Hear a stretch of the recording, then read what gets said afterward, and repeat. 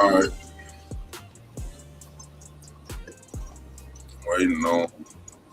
I started a few minutes early, but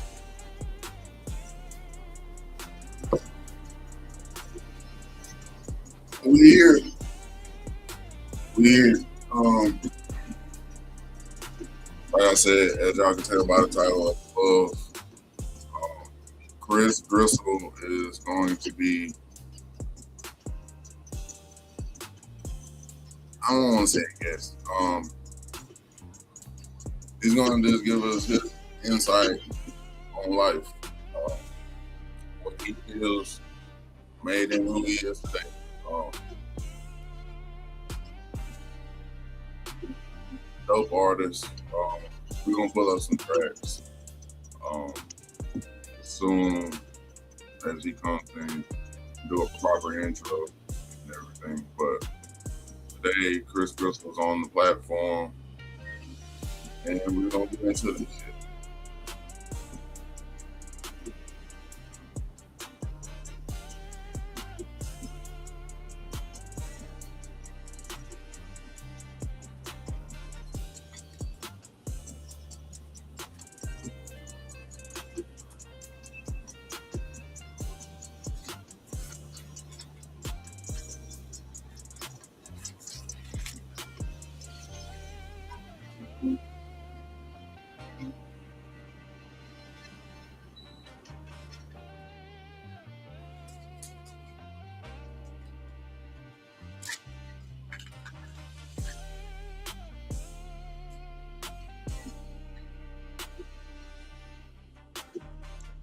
Please grab whatever you may need for this ride.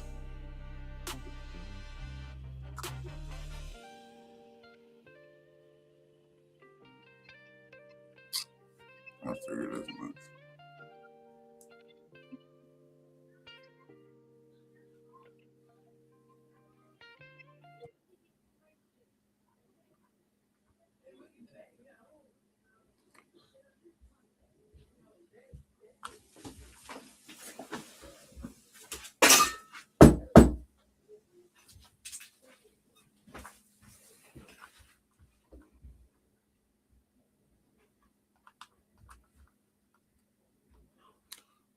Just getting the last minute shit together. You know what I mean? Um, I feel like this is gonna be a good one. It's been a minute since I had an interview on Squish Room, so it has been a minute. This has been in the works for a little while, to be honest. Definitely has been something I've looked forward to. One of few people that I'm trying to get on here this year. 40 years out, you know how that shit goes. Um,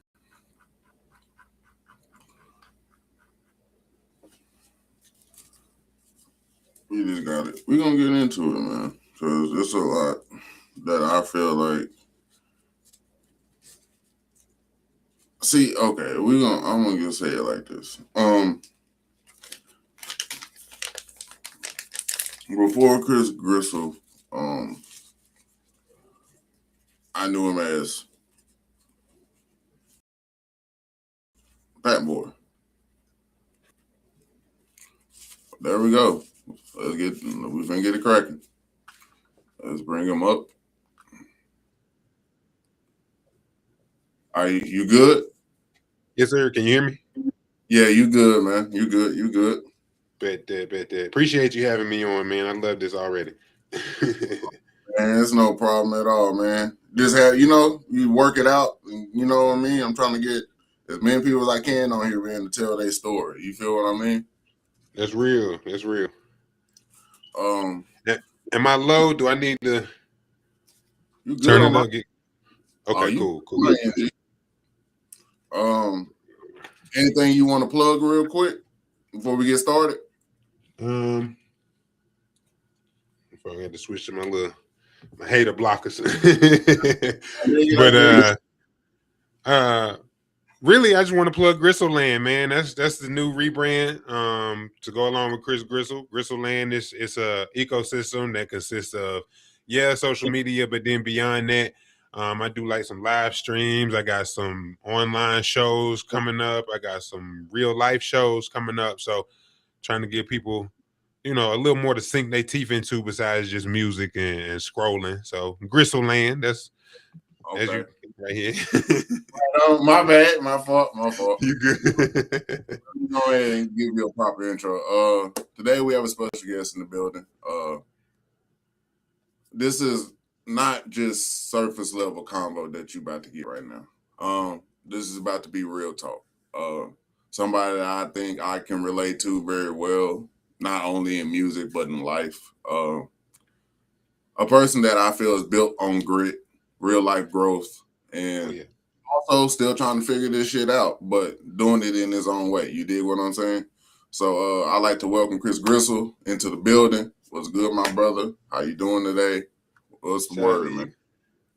Yeah, shout out to you. Thank you for having me on. I appreciate you. I appreciate your audience for tuning in and listening to me run. I mean, yeah, for sure. That's a lot about what we do here. To let people just tell their own story before the blogs and other bullshit try to tell it for them. Now before we get into the crazy, maybe hard to talk about shit. Let's just go here. Who is Chris Gristle outside of social media? I mean, outside of social media, I try to break it all the way down, right? Because a lot of people tell you like what they do. You know what I mean? Because I could tell you like I'm a single dad and I'm just a regular dude just trying to figure it out, trying to pay my bills, trying to keep the lights on like everybody else. But I feel like deeper than that, I'm a creative spirit. You know what I mean? I'm a soul that almost gets off on just creating, like building things, making things, putting things together, figuring out the puzzle. It really is just like intrinsically who I am, I feel like. So they always ask the questions of if you got 0 likes or if nobody ever listened to your music or if the entire music industry shut down tomorrow, would you still do it? Hell yeah, because it's not what I do. It's not even necessarily just what I feel. It's really who I am. It's really what I experience. This is how I process life, is through the music business, trying to figure it out. I've come up with other answers, trying to figure out making this work. You know what I mean? So that's who Chris Gristle is deep down. I'm a soul. I'm a spirit that just lives and thrives on making stuff, man. Nothing wrong with that. Sometimes you're making something out of nothing. You know what I mean? Like exactly. It's easier said than done. Like I'm just from what I picked up on. You know what I mean? Like because we met initially through threads. You feel me? Oh, yeah. So it's like from what I've seen, you've been building, your brand your own way. You feel me? Like from the website that I went to, you know what I'm saying, just having all your music and everything in one spot that's not a DSP. I thought that was hard. You feel what I'm saying? You showing that independent grind and showing people how to do it if they pay attention. You feel what I'm saying? Exactly. And I really want people to know that it's possible. You know what I mean? Like, and I try not to oversell it and make it seem like, yeah, you can blow up and blah, blah, blah, blah, because that's what a lot of people do. And then you wind up disappointed and burnt out.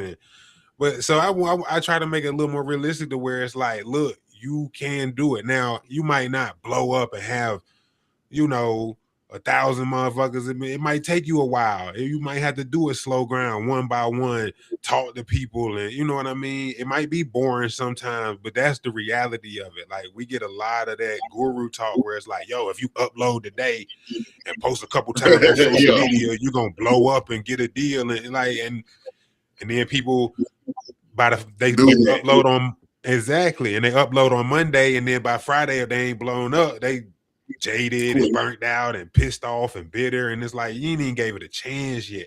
So I try to let it look and try to make it more realistic, because I don't got all the streams and views. I don't got a lot of followers. I don't get a lot of social media attraction or action at all. And even when I come to the stuff that works, it's not like large scale where I got thousands of people coming through the door. But I definitely have been in them situations where you can see the power of 20, 30, 40, 50, 100 people in one room at the same time. And I want people to realize, bro, if you got 10 motherfuckers that really rock with your music in your town, right? Invite them to the crib. Order a couple of Little Caesars pizzas. You're going to spend probably 20, 30 bucks on pizza. You know what I mean? Get your guitar or your microphone or your DJ system or whatever you got. Set it up right there in your living room. Bring your 10 people and have a ball. Next time you do it, it's going to be 11 people. Next time you do it, it's going to be 13 people. Next time you do it, it's going to be 8 people because some people couldn't make it. You know what I mean? But like, you got your crowd that you building, and you ain't got to answer to nobody. You ain't got to beg nobody. You ain't got to send no bunch of emails and, hey, you got to slide on Friday night where me and my band can come in. Yeah, still do that stuff. Don't let me say don't. You still got to do that stuff, to build up. But, you can always, like, I've heard people be like, man, I don't really got a scene in my city like that. Bro, do you got 3 friends that like your music? Invite them over, play the music for them, tell them to tell their friends, their little cousin or their little sister or somebody to come next time. Like, build a scene. You know what I mean? Even if you just got a handful of people. So, yeah. That's dope, though, because when you think about it, what comes to mind for me is a dude from my back home in Texas named Billy Sorrells. He was one of those comedians that he would do it in his living room. Like, just like you said, he'll build a backdrop out of a little bit of nothing, make it look nice, presentable, have like a round cushion, like sofa type situation. His friends right there, they going passing the mic, just doing their comedy, you know what I'm saying? And it's like, when was that not enough to get your craft off? You know what I'm saying? When was the little not enough for you, for artists? You know what I'm saying? Like, that's what you really need, because that's who gonna really help you out in the long run. It's not the ones who fly by night and, you know what I'm saying, drop in on you, may like it, may not even say nothing, may just watch your page and never interact with you. But them 10, anything you throw up, they gonna like it, they gonna share it, they gonna be there for you. And that's ultimately what you want, genuine fans and followers and just people around. You know what I mean? Exactly, 100%. And I think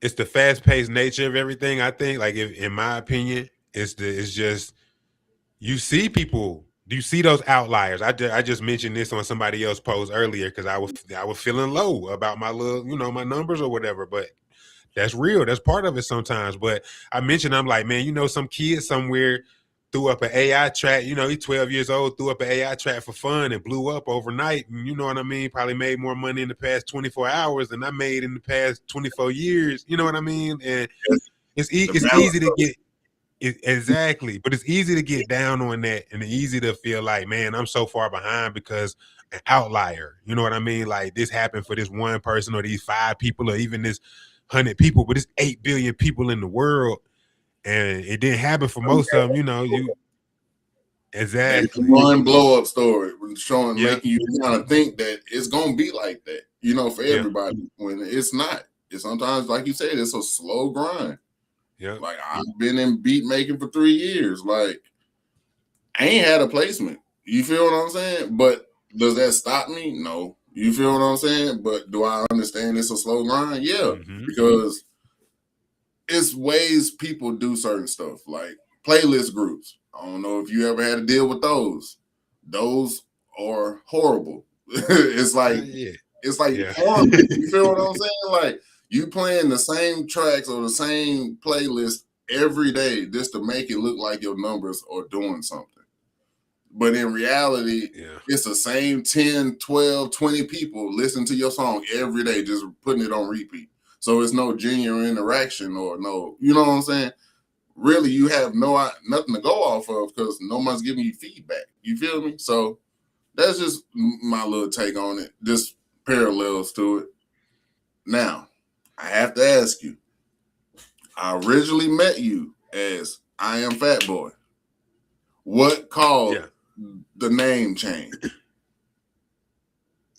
Okay, so it was a try to cover them all without being too long-winded about it. So the number one thing that really kind of sparked it, because I've been thinking about it for a long time, like for years actually, I've been thinking about it. But what really sparked it was like the end of last year, near the end of last year, I had maybe like a half dozen different people on different platforms over time be like, yo, I discovered you here. You know, I like your music, but I went to search you up on Google or I went to search you on Spotify, and 100 other fat boys pop up because if you go and you just Google the fat boy, some people won't even put they'll just put fat boy, and you're going to get a motorcycle, you're going to get an ice cream bar, you're going to get a hot dog place, you're going to get you know what I mean? So it's just real easy to lose me. And I know how people are. Like, you're not going to keep looking and keep looking and keep looking. You're going to hit that search.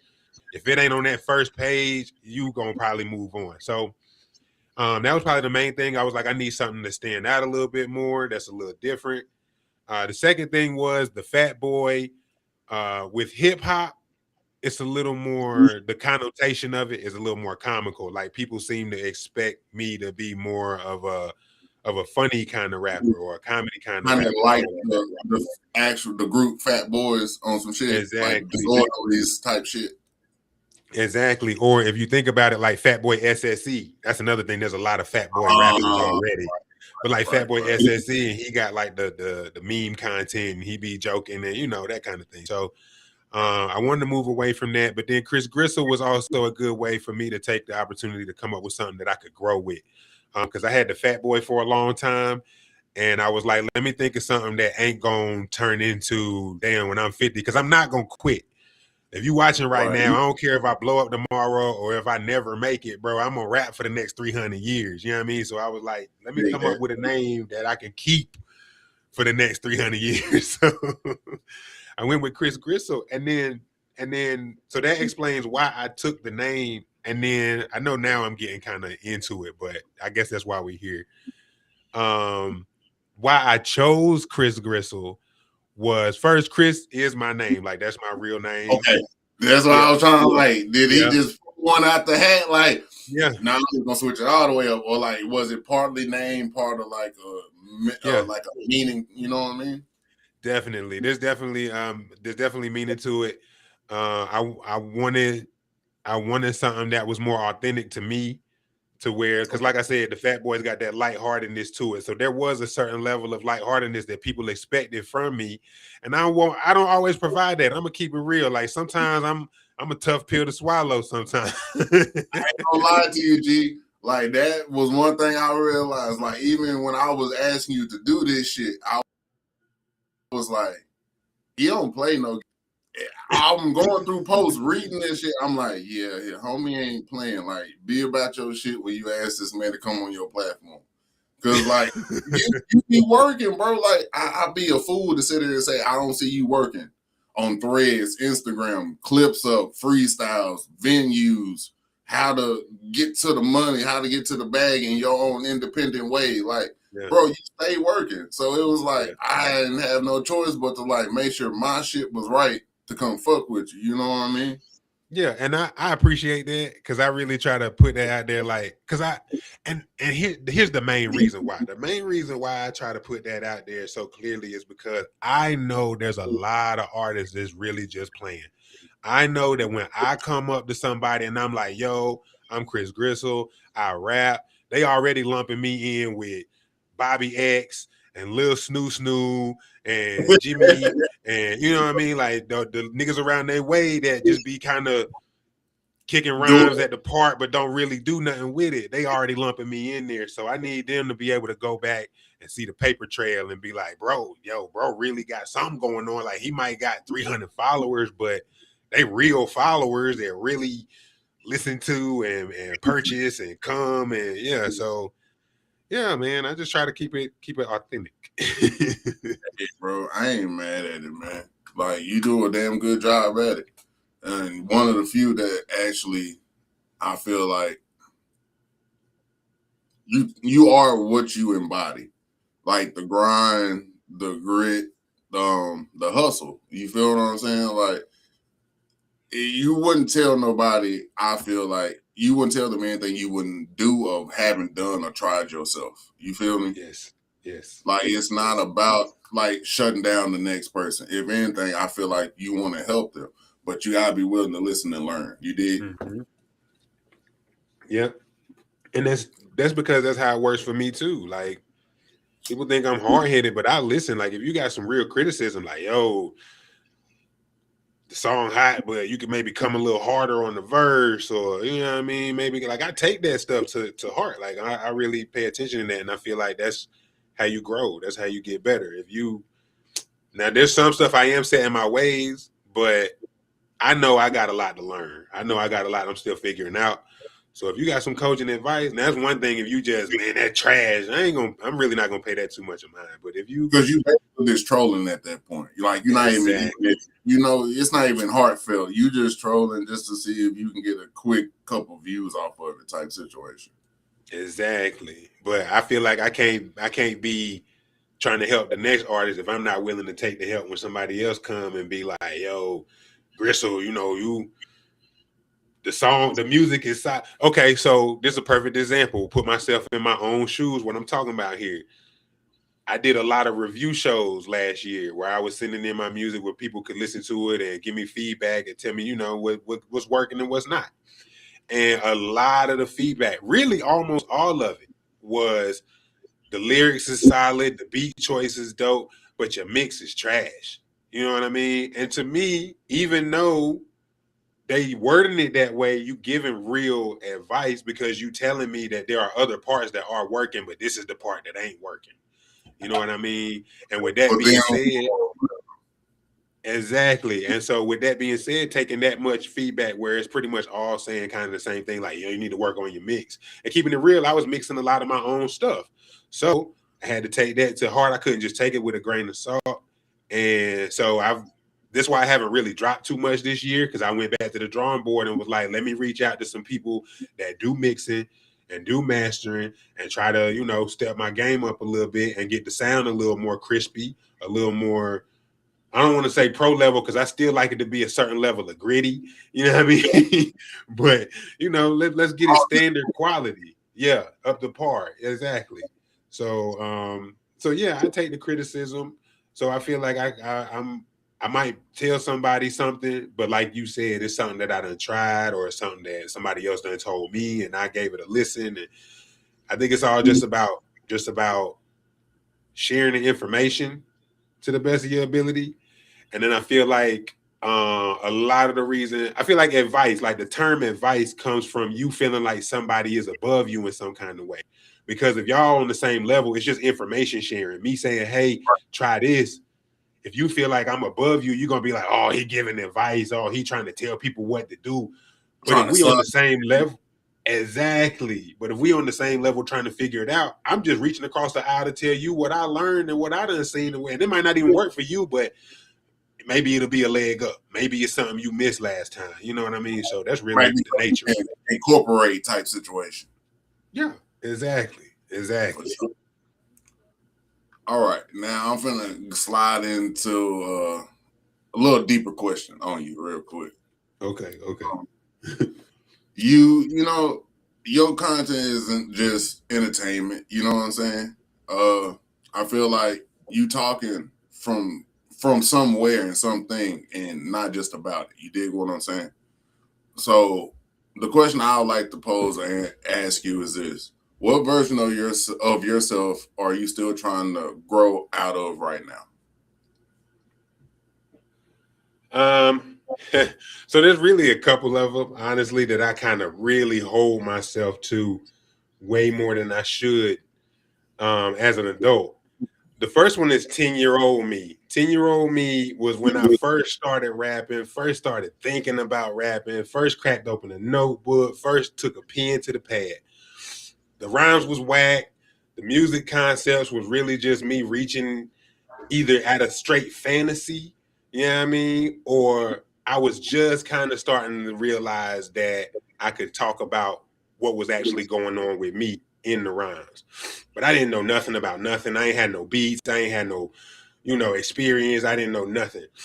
And so with that being said, I'm always looking back to that time and thinking about what would I be happy with the progress that I made? Like if I let's say if I started when I was 10 years old and the progress that I have now came when I was 11 years old, like immediately, would I be happy with it? You know what I mean? And 10-year-old me would probably be ecstatic with the capabilities, with the abilities, with the opportunities, with the knowledge and know-how, ecstatic.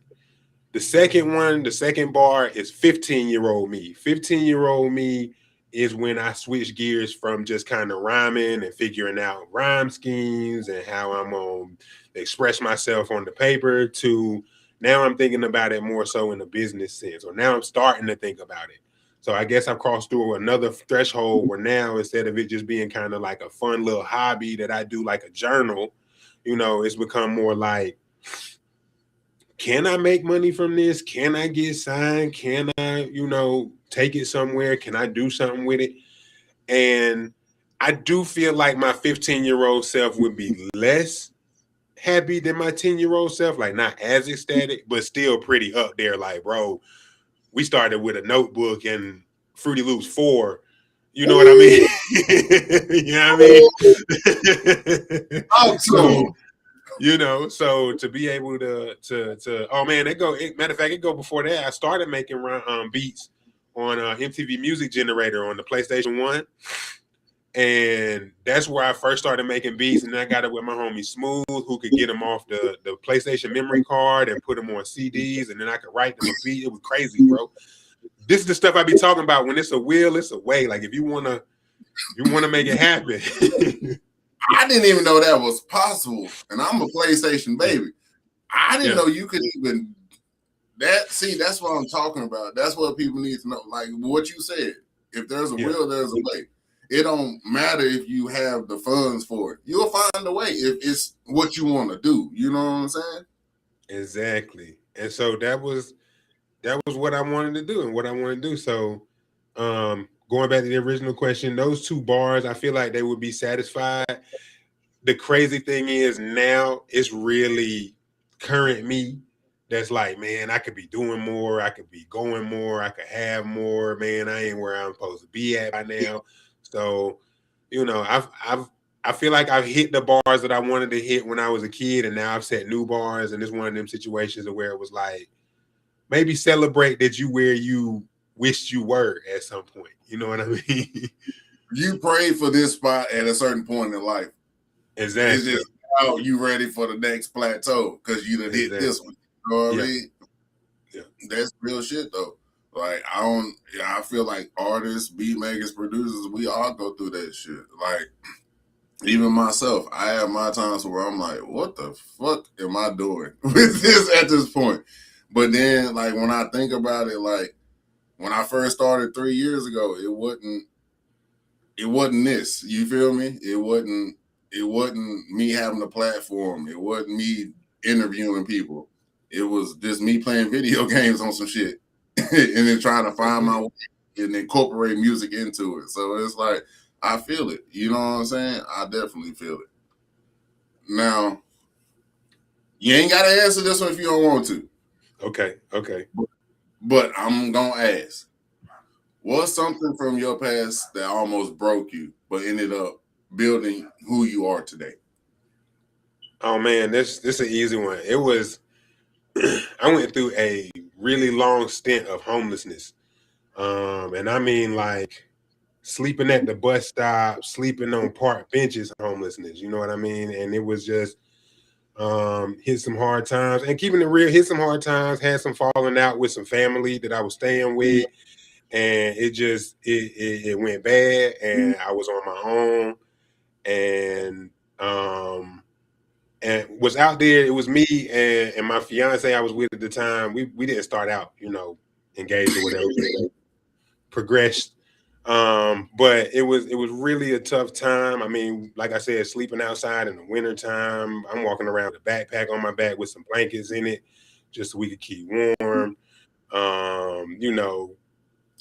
There was times music was some real shit. Music, this is one of them times where music really kept my head on straight, because there was really times where the only reason we had something to eat at night, or times where the only reason we might have had a hotel room to sleep that night, get a shower or whatever, was because I went and hustled some CDs. Hell, I remember one period of time she was working a job and I was working a full-time and 2 part-times, and we still had like a little slum we were staying in, because like everything combined wasn't making all the ends meet, even though I don't know, it was just a real rough time. It seemed like the money wouldn't never touch together, no matter how hard we was trying. I'm not ashamed to say there was one night that I think back to. There was one night that I think back to frequently where I was literally in the bathroom of the little rooming house we was in, and I had a bottle of Hennessy, and I'm sitting on the bathroom floor fucking sobbing quietly into a bottle of Hennessy, praying to God to turn things around. You know what I mean? So like, that was probably the lowest. That was the lowest. We slept in abandoned houses. I got a car at one point, my little 1999 Crown Victoria. We slept in the front seat of that. But what really tears me apart about the whole thing was, at some point in the middle of the struggle, my son was born. So we was barely with a foot on the gas, like off the street, when my son was born. So he spent some of them nights sleeping in the car. He spent some of them nights in hotel rooms. He don't remember it because it was before he was 1.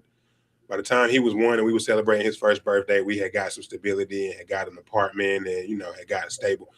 But that was probably the time that really, really broke me. But music kept me going, because there was times where I was still going to open mics and showcases, still going out to sell my CDs, still going to podcasts and interviews. And let me think, was I? No, that was before that. But music really has been like, it's more than just rhyming. It's more than just, let me make some money. Like, that's really been an anchor, you know what I mean, for my life since I was a kid.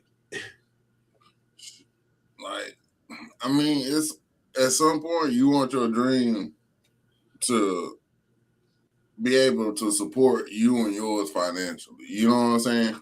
At some point you want the work to pay off. You feel me? And that, to me, ain't a bad thing. It's just without having to have a machine behind you. You feel what I'm saying? Mm-hmm. Like, I think that's like the catch-22. Like, it's wanting to live your dream and make not only yourself happy, but your family happy. You know what I'm saying?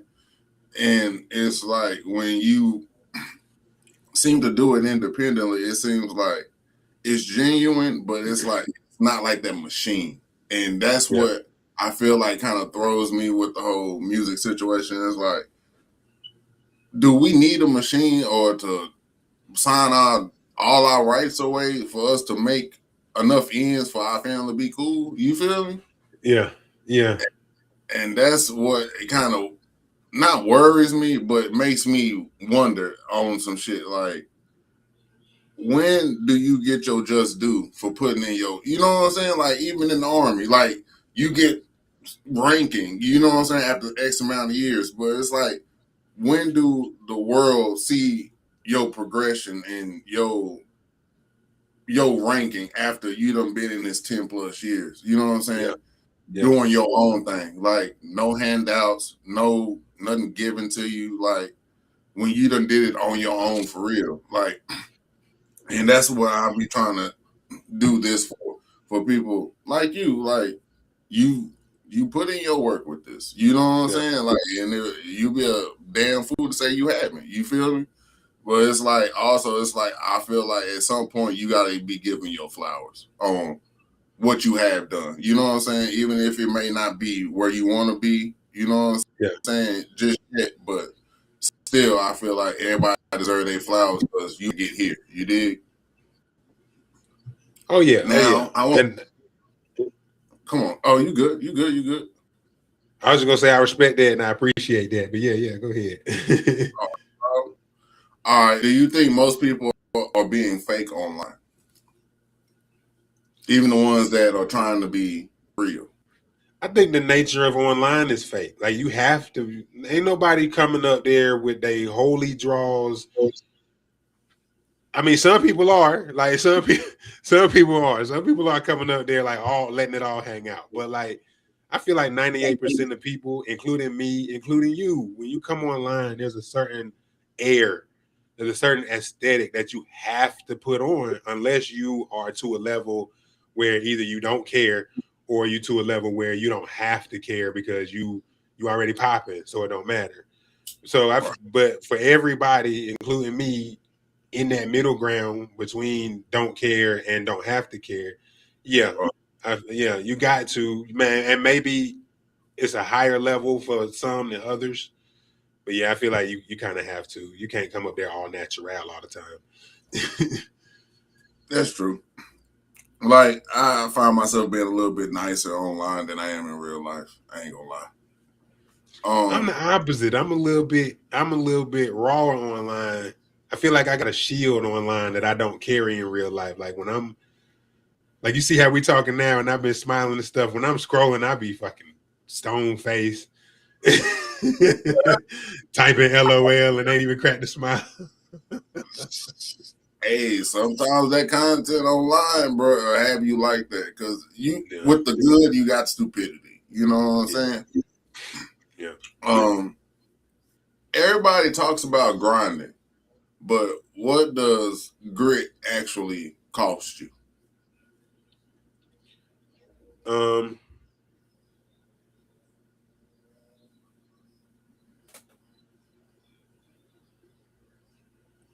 I'm gonna be honest.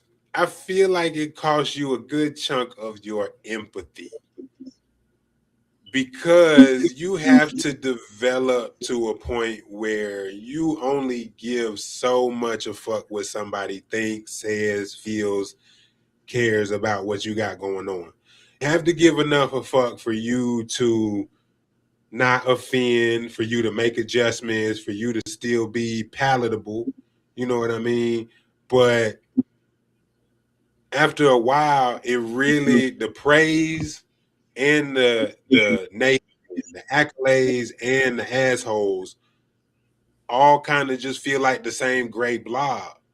Because if you put your heart and soul into every comment, every compliment, every situation, every lost opportunity, every time your best friend told you they forgot about you, and I'm one of them people that do take certain things personally.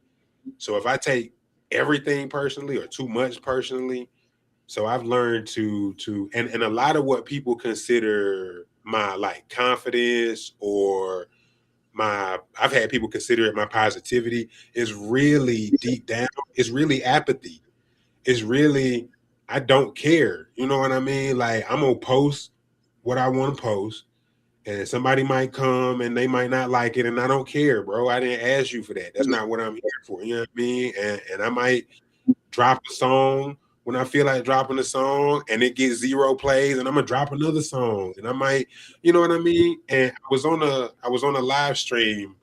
I do a monthly live stream with my internal people. Shout out to Grit Gang. Anybody from Grit Gang watching? Shout out to y'all. I love y'all. But one thing that was like a consensus that they came with, I forgot what we was even talking about at the moment, but everybody in there, and I don't even think they realized they agreed, but somebody was in there like, all I know is Gristle don't give a fuck. Like, he gonna keep going. He gonna go again. He gonna run the play. It don't matter if nobody show up. He gonna do it again. And everybody else was like, yeah, he don't give a fuck. Yeah, he really don't give a fuck. And I'm like, I'm glad people realize about that about me so clearly, because I'm gonna go again. Again, going back to they be like, if you never got your recognition, if I never got my flowers, I'm still rap until I'm in the deathbed, bro. That's just all it is to it.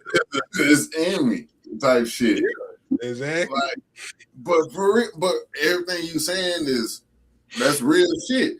Cause I can't remember what post it was, but it was on Threads, and I saw it, and I was like, yeah, I'm definitely not posting enough. It was basically like you saying like, oh, you annoyed by me posting so much? All right, here's another one. You feel what I'm saying? Type shit. And I was like, yeah, I need to get homie mentality, bro. Because like I'll feel that way. I'll post something like AMV I made. I'll post it twice and just let it fly. And I'll be like, damn, he done did his about 15 times, but no fucks given. Like, yeah, I need to post this more or do something else with it. You feel what I mean? Yeah, or switch it up or something. And I admit, there's times where I should probably switch it up or, do something a little different or something. But for the most part, I think about how everybody now is talking about how your content more likely going to go to new people rather than the people you already see. But even before that, it was a saying. It was a saying that I got from my daddy, but he got it from Dr. Seuss. He said, those who mind don't matter, and those who matter don't mind. And he told me that years ago. And to me, that means the people that need to see it, that want to see it, that enjoy it, they want you to post it again. They don't care if you post it 100 times. They want to see it 101 times. Post that shit again. And the people that didn't want to see it the first time ain't going to want to see it the 100th time, ain't going to want to see it the 1,000th time. Post that shit again so they'll go to hell away. You know what I mean? Because eventually they're going to get tired of looking at it. So either way, bro, post that shit. Post it. If you annoy somebody, good. They wasn't there for your shit. You know what I mean? Because the people that want to see it, they want to see it. Some people didn't see it. Some people that want to see it didn't see it the first time, and they like, damn, I didn't even know you did that. Da, da, da, da, da. Yeah, I posted it 3 weeks ago, and some hating ass nigga dropped a trash can emoji on it, and I blocked his ass, and now I'm recycling it and posting it again 3 weeks later, and now the person that need to see it can see it. You know what I mean? So, but also going back, a lot of this social media stuff, Dave Chappelle said Twitter is not even a real place. And when he said that, I was like, bro, this social media shit. If I annoy everybody in the world on social media, I will shut down the whole page and the shit won't exist no more. So, yeah. I mean, it, like when you think about it like that, that is true. Like you invest a lot into some shit that ain't really real. You feel what I'm saying? And then when you think about it, if you really keeping it real, you'll never win in social media because it ain't just your highlight reels. You know what I'm saying? Like you post the downs, the ups, the in-betweens. But everybody else will just post the highlight reels and just make it look glamorous. And it's like, how can you beat that? You feel what I'm saying? My thing is, I've been on social media since the MySpace days. Oh, MySpace was popping. MySpace was everybody's whole world. Now you say MySpace and what? It's nostalgia. Nobody give a fuck about MySpace now like that except the memories. You feel me? It's going to be like that for Facebook. It's going to be like that for Threads. It's going to be like that for Substack. I've been around long enough to see these platforms come and go. People done built their whole lives on TikTok for the U.S. government to be like, we're going to shut it down if you don't da-da-da-da-da. And now you scrambling, not me. I'm going to take my 100 views, and if you jump on my email list or you buy something, we in business, and we going to rock forever. You know what I mean? But the social media stuff is only so serious I can take it when Adam Mosseri could wake up tomorrow, flick a switch, and Instagram and Threads gone at the same time. And then that's what I was going to ask you about. What made you go the route you go? Like, as far as the emails and like having like a list of people versus, you know what I'm saying, just depending on social media for like to get your stuff out. So that's recent. That's recent. And it's because I realized what I was just saying, like over time, I've developed to where I had, you know, consistent people on MySpace, and then MySpace shut down and I can't get in contact with them. And I don't know who these people are in real life. I don't know where they are. They live in California somewhere. Her name was Bubblegum Cherry 1612 and in Fresno, California. I don't know how to find this person to where she could listen to my music again in the future. You know what I mean? And then switch to Facebook and then switch to Instagram. And then so within the past couple of years, really, I really started thinking about like, how can I hold on to these people? How can I keep people around to where I don't have to keep rebuilding fan bases every time a new platform comes around or every time I lose a page? I know I had a Facebook page. They shut down my Facebook page for some violation or some identity thing or some shit, you know, but like stuff like that is when you stuff like that is when you realize you could go to log on one day and the thousands of people you was talking to yesterday, you suddenly can't contact them at all.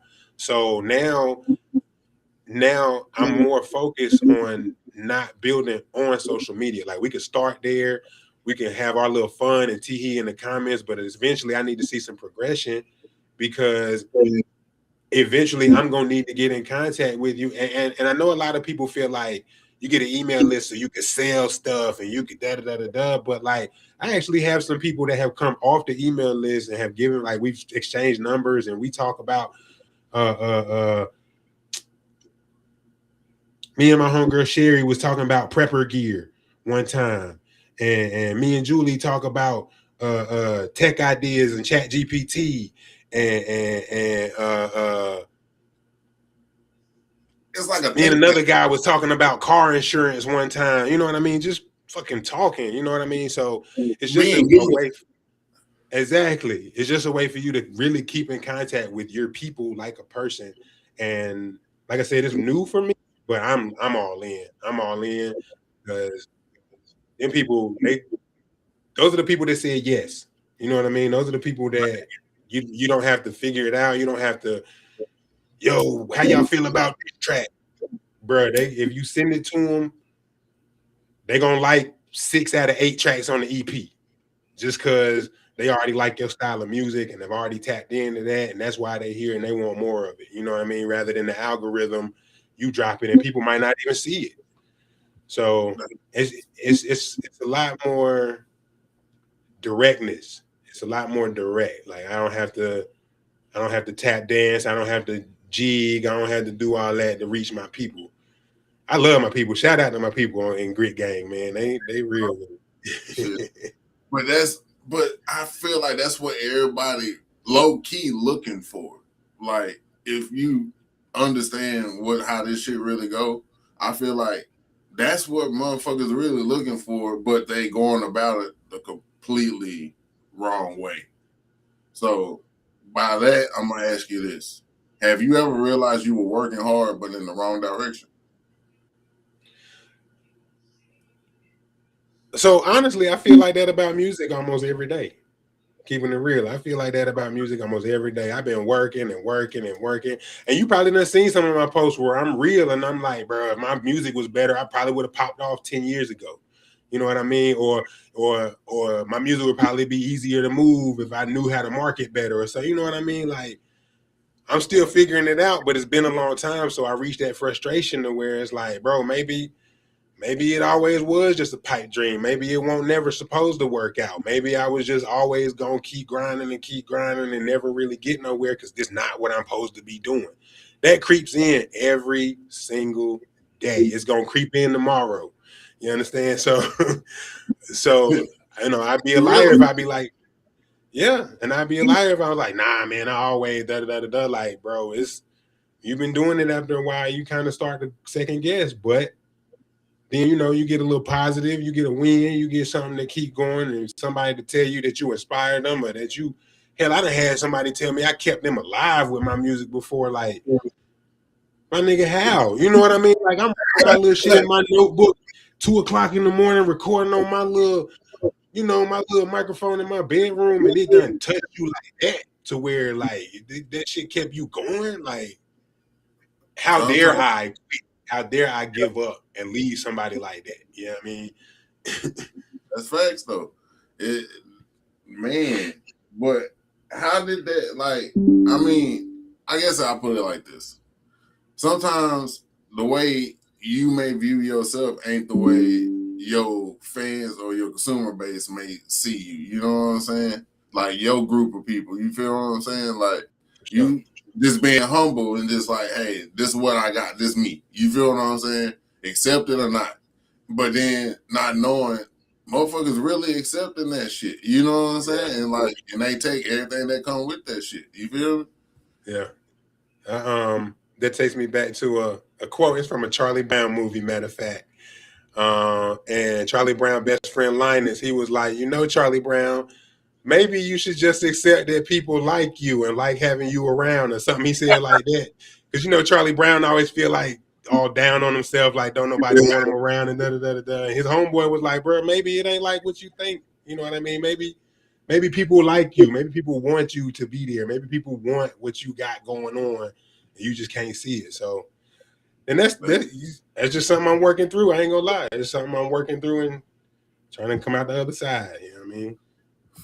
Real deal. Let me see what I can hit you with. You know what? I'm gonna do something impromptu. Give me a top 5 dead or alive. Oh man, this so I got my 3. Number 1, Eminem. Number 2, Jadakiss. Number 3, Juvenile. We just talking rappers or we talking like all of music? We can just go rappers. I ain't gonna do all of music. Okay, so yeah, just rappers, Eminem, Jadakiss, Juvenile. And then keep it real, 4 and 5 really fluctuate. I would really probably give Lil Wayne number 4 because he was a big influence early on. And I probably got quite a bit of him in my actual playlist where I listen to. But number 5 really fluctuates. I don't think I really have like a 5th man on this squad. Because sometimes I might like something that's like more old school. Sometimes I might like something that's a little newer. Sometimes, for a little while there, it was Lil Russell because it was refreshing to see somebody come out with the grind. You know what I mean? And come out independent and you just doing it. You know what I mean? So for a little while, it was Lil Russell. And then it just fluctuated. I like new music. So I've been really into like Lareezy lately. You heard of Lareezy? I think he out of Louisiana. So he a young boy. Yeah, he a young boy. He Lareezy. He a young boy. He be kicking around. He got like an unorthodox kind of rhyme flow that's like a little bit off beat. You know what I mean? You know how the new kids rap, but yeah, he be talking about shit. He got substance. You know what I mean? So I fucks with it. So that 5th man alternates. I dig that. It's like the 5th can depend on the day, mood, just whoever. So I dig that for sure. Let me see where I want to hit you with. How do you handle pressure when people start looking at you as an example?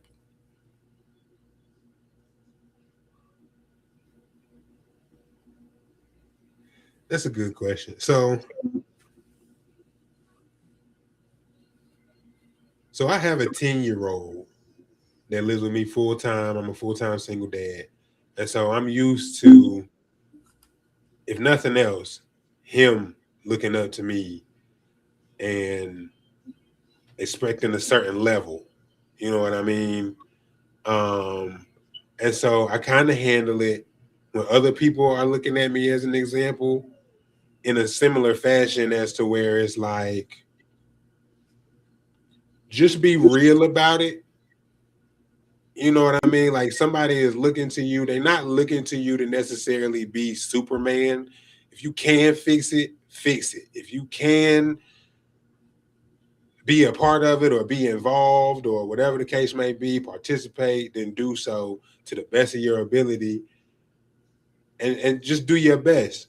But also be vulnerable enough and real enough and human enough to be able to say, hey, I don't know, but maybe we can figure it out together. You know what I mean? That's what I do with my son. A lot of the times he'll ask me something that I don't know how to do. I don't know how to fix. I don't know where that came from. And it's like, you know what? I don't know, but maybe let's go and Google it and see if we can do a little research or, so I like to think of it more of guidance than an example, I guess. I don't want to stand and be nobody's Superman. I ain't trying to be nobody's role model. Except he is. I am trying to be my son role model. But your son already got a role model, and it ain't me. Yeah, I feel that. I feel that. Like, I'm in bounds now, but I ain't trying to just be the leader right. of one type situation. Exactly. But at the same time, I am willing to be a guideline and to be transparent and to be real. And, life ain't always what you think it is. If I don't know something, I'll say I don't know. If I say something and it turned out to be wrong, I'll come back and be like, oh man, I learned something new today because I thought it would da-da-da-da-da, but it turned out.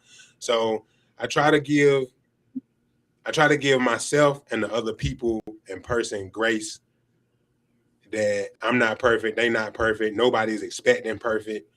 If you are expecting it perfect, we both probably in the wrong place because I'm gonna wind up fucking it up. Yeah, tell the truth. But hey, we here. I'm gonna do what I can. I'm gonna do my best for you, and if it ain't good enough, you might need to find you somebody else. You know what I mean? Real deal. But at least what you see is what you get. You know what I'm saying? Yep, no facade, no mask. What you see is what you get. If everything stopped today, what would you feel like you didn't say yet?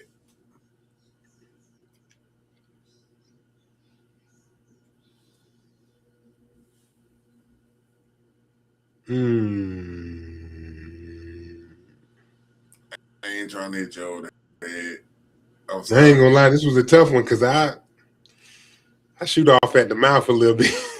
So I say a lot of the stuff, you know what I mean? So I really got to kind of look back to what I'm stifling. I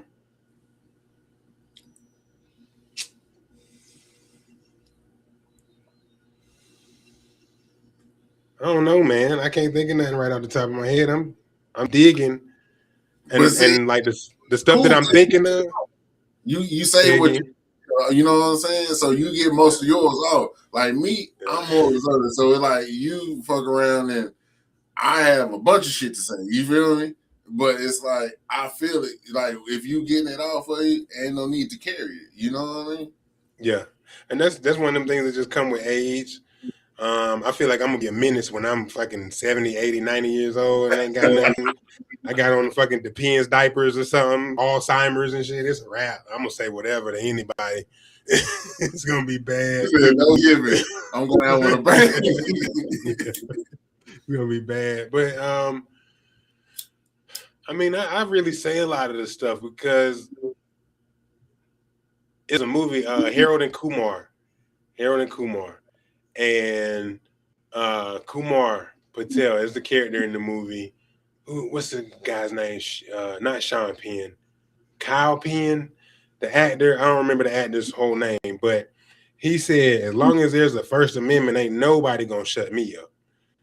And that I kind of live by that, bro. Like, but even if it want a First Amendment, like you pull a weapon on me, I might shut up a little bit. I'm gonna keep it real. Like you pull a real, you know what I mean? I ain't gonna shut all the way up. I ain't gonna shut all the way up. Quiet down a little bit. Right. But barring that, like before you pull an actual lethal weapon on me, oh fam, I'm gonna run my mouth, bro. I'm gonna run my mouth.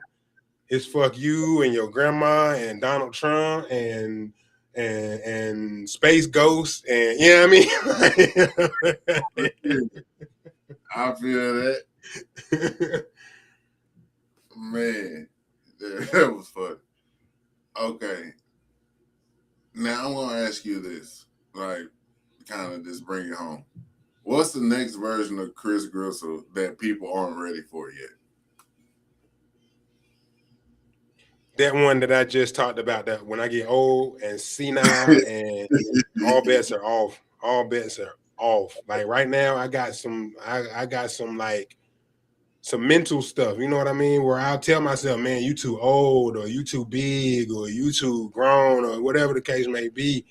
But the older I get, the less them blocks are on there. You know what I mean? Like it was a lot stronger when I was 22 than it is versus now, to where I'm like, bro, I'm about to take my PA speaker with a power station, pull it out in front of Walmart, and just start rapping until they tell me to leave type shit. You know what I mean? Like, Yeah, I don't give a fuck no more. And the older I get, the worse it's gotten. And I know the older I keep getting, the worse it's gonna get. So the next stage that people ain't ready for is when like the buck stops here. Like it ain't no more modesty. It ain't no more shield that I feel like I got to carry on social media. Like you might get a dick pic on the timeline type shit because I'm 100 years old and I done paid my dues 1,000 times over. And what they gonna do? Shut down my page? So what? What they gonna do? Put me in jail? So what? I'm gonna die tomorrow type shit. You know what I mean? Like, so that's they not ready, bro. They not ready because I'm gonna be a menace, and I'm not gonna even be trying to be a menace. I'm just being me, but just so happen, you know what I'm saying? That's the way it lined up, man. Hey, I feel it though, but I feel like that's a level that we all need with like now type shit. You feel what I'm saying?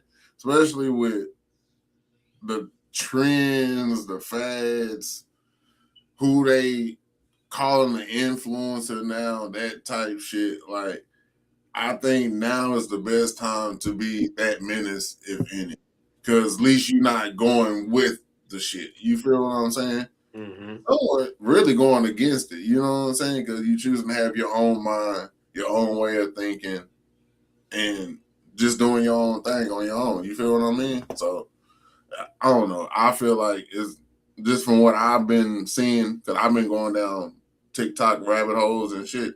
Like, oh yeah. And I'm like, yeah, like somebody got to be controlling this, because the motherfuckers that be getting popular on TikTok, going live and shit, be doing the most worst shit. And I'm just like, got to be somebody evil behind this shit. But I think it's just because scrolling now is like channel surfing used to be. You remember back in the day, you sit there with the remote and you didn't really care what, like you might stop if something catch your attention. But otherwise, you just flipping channels. And I think that's what doom scrolling is now. And so you got to do something that's like the 2026 equivalent of Beavis and Butthead or South Park. You know what I mean? You know, when they came out, they was a phenomenal. Like people was, yo, I can't believe they said that. I can't believe they showed that. I can't believe they put that on TV. You got to do that now, except you can really put anything online almost. So I seen some dude, some bald-headed dude was just crushing Oreos with his head on and he had crazy views. I done seen people just dancing, and I'm gonna keep dancing until I get 1,000 views, and they like just little. But if it stopped, that's really it. It done got sensationalized to the point where anything that make people stop. And here's where I'm guilty at. I'm stopping to look at the motherfucker do the little jig. They not even really, but I done sat here for 5 minutes. Yeah, thanks for that motherfucker. Thanks a lot, Mark. Thanks a lot, Steve, donating. I appreciate you subscribing, Brandon. You know what I mean? I'm like, why am I still looking at this shit? They ain't doing nothing, but she got on like a colorful headband and some fancy laser goggles or some shit. And she, you know what I mean? Yo, she got a little bit of moves too with it. And I done sat here for 10 more minutes, done went by. Man. That's how they get you, bro. That's how they get you. That dopamine shit be crazy, man. Like, it's psychological, bro. I swear. And it's like, I don't see how, like, you don't, some people, like, me and you talking, right? We get that, like, it's fucked up. But it's some people who are just like, no, it's okay. I'm like, no, it ain't. You got a chicken doing the moonwalk and you know sit there and laugh at the same shit for like 10 minutes. Like, Low key, I want to be one of them people because it's easy. Like they don't have to. I'll look at the chicken walking across the street for 10 minutes and I'll be like, damn, I done wasted 10 minutes of my whole life and still sit there and keep watching it for another 10 minutes. You know what I mean? This other person ain't thought about that. They just like the chicken and it's funny and it's colorful and they don't realize an hour went. And I'm like, yo, I can see where ignorance will be bliss because I know I'm throwing my time away on this shit, but I'm still doing it willfully. It ain't a mistake now. It ain't an accident now. You making a choice to spend 6 hours scrolling on your phone. You know what I mean? So ignorance, we really might be in a time where ignorance truly is bliss. It gotta be. It must be nice because shit, I be feeling bad. Like I done wasted you know what I'm saying? Like shit, I probably could have did something way more important than like a little 10, 20 minute mark. You know what I'm saying? Yeah, man. This is the world we live in, man. Like sad, but it's true. Hey, man. I like to say anything you got coming up. I know you got a mixtape that just dropped, correct? Yeah. Okay. Is that on everything, or let them know? So I have not released. Going back to what I was saying, I'm back to the drawing board, working on my mixing, mastering, my sound, my quality, and all that stuff. So I do have some songs I'm working on. I got 3 EPs done recording that are in like post production, getting mixed down and everything. So that's gonna be coming later. Start looking for that stuff around maybe like June, July. What I'm working on now in the meantime, while I'm waiting on that to come to fruition, is my live shows. I got on June 27th, this is my first curated live show. Everything is just called Gristle Land.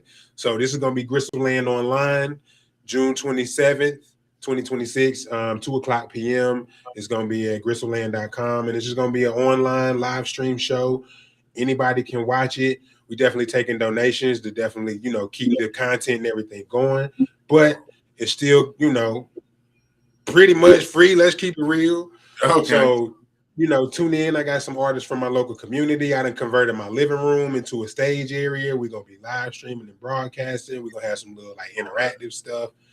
Again, June 27th. And then I got like a couple of those that I'm working on in the mix that's going to lead up to my September 11th show. That's going to be 1333 Grove Street, Greensboro, North Carolina.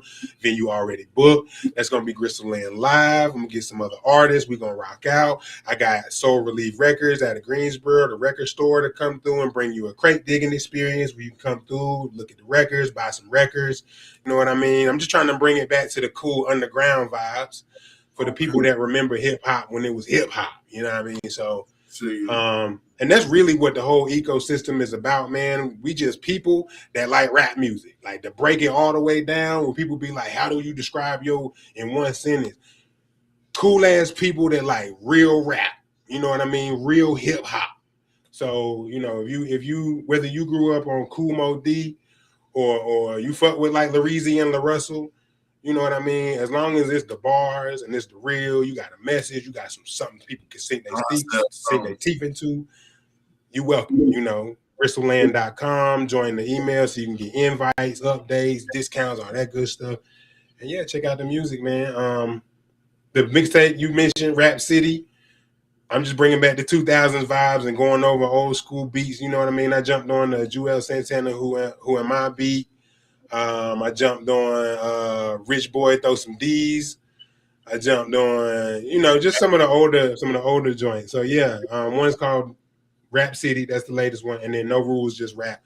And I'm just kicking bars, bro. That's just for fun. That ain't even for the promo and all that shit. That's just to keep the blade sharp. Okay. All right. So those are on SoundCloud, but everything is on. If you go to gristleland.com, you can find all the music, content, follow my blog. That's really where like all the meat of everything is. Social media only give us so much. Okay. Say less. I don't blame you on that. I don't blame you. That's smart though. I was told that years ago to do that, and I did not listen, and now I regret it. But hey, man, I appreciate you for coming on. Thank you for sharing your story. You know what I'm saying? but the platform and everybody who's watching, you know what I mean? I'm gonna chop this up, and when you want me to send it to you? Yeah, I mean, yeah. Either way, yeah. Send it to me. You can, however you want to do it. Like if you want to send it to me whole, if you want to chop it up, if you want to do both, I use all the content. And I mean, if you send me the whole thing, I chop it up myself. Like it's really, I'm gonna make content. However, so if you already made the content, I can just post it. But I still might find something else that I can, you know what I mean. But either way, before we go, I definitely want to say thank you, not just for me, but I want to say thank you to other artists and the opportunity that you provide, because it's tough out here sometimes to find people that actually listen to our stories and stuff. So I want to say thank you. I appreciate you on behalf of me and the other artists that might jump on here. And wish you a lot of luck with your show, man. I appreciate it, man. Till next time, my G. Oh, yeah, for sure. Thank you.